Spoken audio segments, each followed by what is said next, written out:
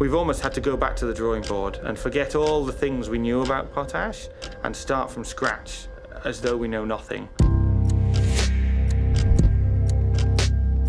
ICL Boulby is a mine and processing facility for polyhalite and salt. They started shaft sinking in 1969. It took just over 3 years to sink the shafts, and mining in 1973. It was a great economic benefit to the area. We started work at 1974 at Boulby. I came from British Steel, and when I got interviewed, the gentleman was Mr. McClucky. He said we could be here for 40 years. Well, it's my lifetime, easy and gone. It's gone on since then. Started as a miner, a grade 4 miner, as they called it. And you just gradually worked. More machines you got, more money you got. I started in 1978, and I came across from Manchester for my interview, with the view to possibly spending a year or a couple of years here, as I was contracting at the time. Ended up stopping 37.5 years. I initially started as a mechanical fitter, then ended up as a mechanical supervisor. It's basically just the maintenance and keeping running of the machinery, making sure the lads are working safe, doing their job, which is what I did previous. First time I went underground, it was basically, I don't think there'd been anything like it at all. I'd worked on sort of like oil rig yards, oil rigs, pipelines, that sort of stuff. Never that sort of environment where you get into a cage and they shoot you down, you know, for 1,000 metres or whatever it is, and then into the heat and dust. And it was a case of, well, I'll give it a try, you know.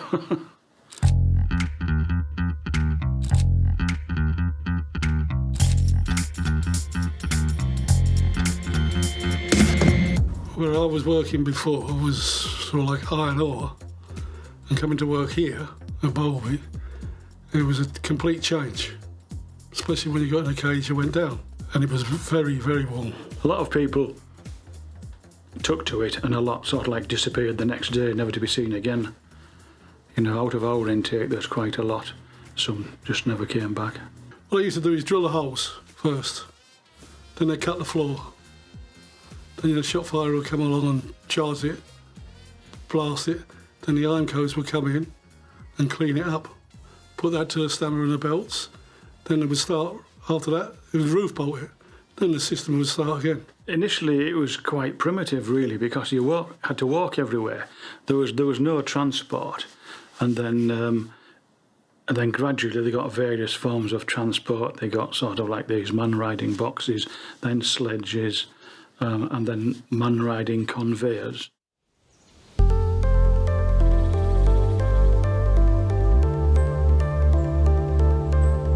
The mine reached profitability within about 10 years of starting production, so about 1984, 1985. The mine realised that the potash reserves were starting to deplete towards the end of the first 50 years of production. Obviously, they'd been mining for a very long time. The distances were becoming prohibitive, and the geological structure was also becoming quite challenging, so there were a number of large faults that the mine had reached.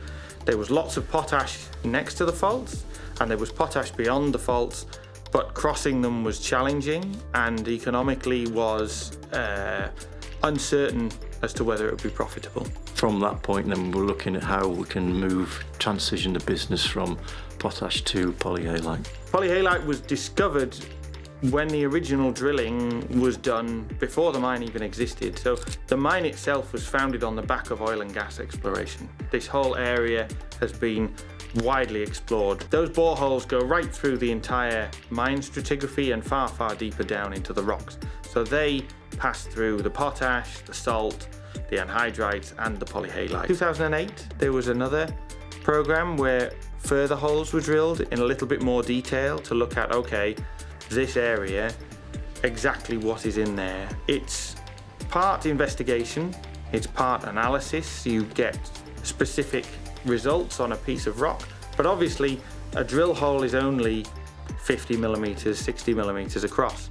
You might have hundreds of meters or even kilometers between those drill holes, and it's up to the geologists to look at the context of the rocks that it sits in, the behaviour of those rocks, and what they believe they are likely to do, and to estimate what they're going to find in between. When we first started mining, it was believed that potash would be a relatively straightforward proposition to mine, that it would be fairly flat-lying, fairly simple, and actually the reality was it was quite complex, and there were lots of things that we came across and we learnt about, like faults and gas flows and strange minerals that we were still learning about 50 years later. Polyhalite's exactly the same. We're still finding new features of polyhalite. We're finding new minerals mixed in with the polyhalite. We're finding new structures that affect the polyhalite and the way it's formed and its thickness, and that it is complex in a completely different way to the potash. And we've almost had to go back to the drawing board and forget all the things we knew about potash and start from scratch as though we know nothing, and try and learn from the beginning.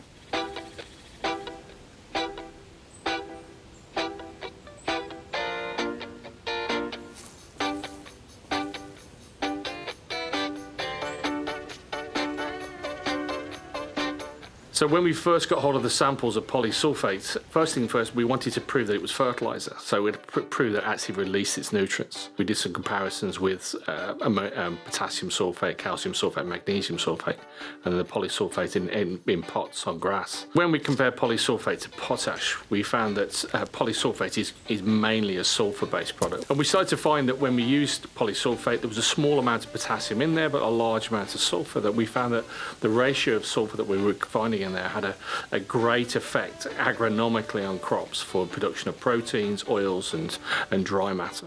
Potash is a potassium chloride. It's quite a simple mineral. It is literally potassium and sodium chloride in most cases. There's some silt, there's some minor trace elements, but that is the main constituent. Polyhalite is a potassium, but it's a potassium sulphate, and it's potassium, magnesium, calcium sulphate, and so it is a completely different chemical species. As an agronomist for ICL Fertilisers, I've found by working with polyhalite over the last 5 years is that the research that I'm doing has never been done before, and it's very rare as an agronomist or being part of a technical team that you can actually say that you're actually working on nutrients that nobody's ever done this kind of work before, and it's just fantastic. It's really exciting. We go into crops or go into fields and we try the product and we try it different ways, different rates, and we're finding, 9 times out of 10 we're getting these wonderful responses, and as an agronomist it's just fantastic to be doing that kind of work.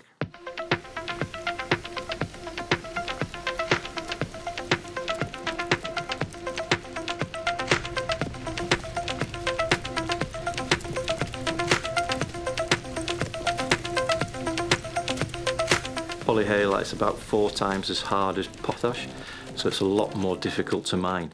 Even though we use similar mining techniques, we've had to develop the cutting systems to enable us to mine polyhalite efficiently. We use the same drilling equipment that we used in potash to explore in polyhalite, but what we found was that the drill bits and the cutting tools that we used were not up to the job, and the same applies to the mining machinery.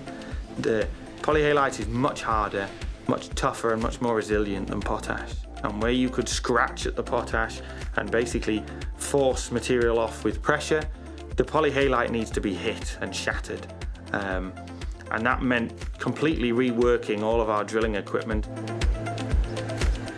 But processing potash is quite a complex process, and it's not dissimilar to the way you would say process lead and zinc or other sort of materials.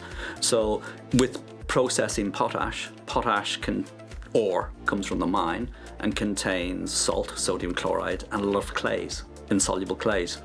So in order to even start to process potash, you have to separate the clays, and then you have to separate the salt using your crushing, screening, grinding, and then using a process called froth flotation, which we don't use in the polyhalite process. It's important to process polyhalite because the element or the manner in which it's mined isn't suitable for use in agriculture. So the processing process ultimately is a question of milling it down into smaller fractions, which then can be used in the agricultural process. One of the main challenges for polyhalite was when you start to crush and screen and break the material down, it splits into a fine powder and also splits into a granular material. So from a business point of view, we want to avoid producing the powder, because from a revenue point of view, it's better to produce the granular material. So we had a lot of technical challenges getting the process right, keeping the plant running, making sure in the mine we're feeding the material in the right sort of composition and the right moisture. So we had chemistry and moisture were the challenge. It had to be right from the mine, and then the process had to get the split right and the balance right. Our product is the lowest carbon footprint of any agricultural fertiliser that's out there on the market. There's no further requirements for processing it. It's shipped in bulk, and then it's basically spread on the land.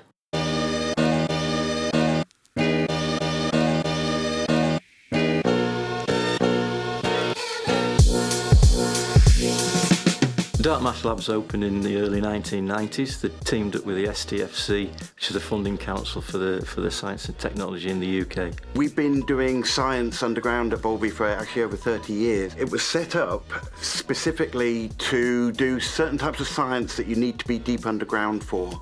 And the main project that we've been working on here is something called Searching for Dark Matter, is really to try and understand one of the biggest questions in science and astronomy and physics, and that is, what's the universe made of? Basically, when you look at the stars and you look up in the night sky and stars and the planets, when you look at how things move, it's easy to say in hindsight, but it's blatantly obvious there's much more out there than we can see. There's far more pulling of gravity going on. So, to cut a long story short, over many years people have been trying to understand what is that missing matter in the universe. Something like 85% of the matter of the universe is missing, and we think it's subatomic particles. And so the purpose of the dark matter search of what we do is to prove whether these dark matter particles exist.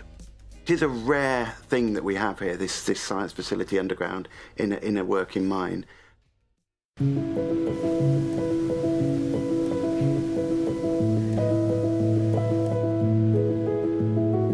We use safety as our number one priority. The main objective of safety is to make sure everybody who comes to work goes home the same way. Safety in the 70s was very sort of production orientated.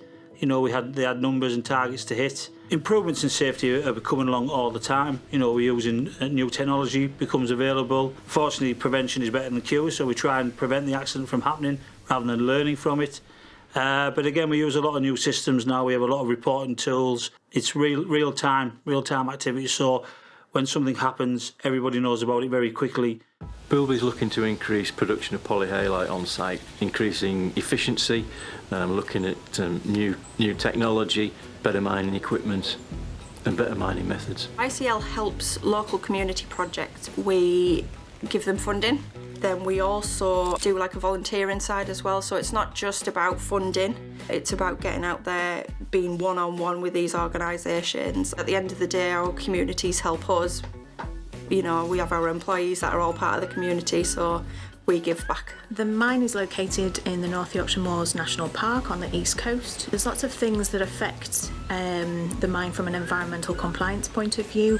We are regulated by Redcar and Cleveland Council. We're also looking at a little bit further afield in terms of biodiversity improvements, looking to link fauna and flora through corridors across and through the site as well. As environment has become more and more at the forefront of people's minds, it's that sustainability and that longevity. It's about ensuring that it's for the here and now, but it's also going to be here for the longer term. At Boulby, we respect the past, live in the present and want to deliver the future.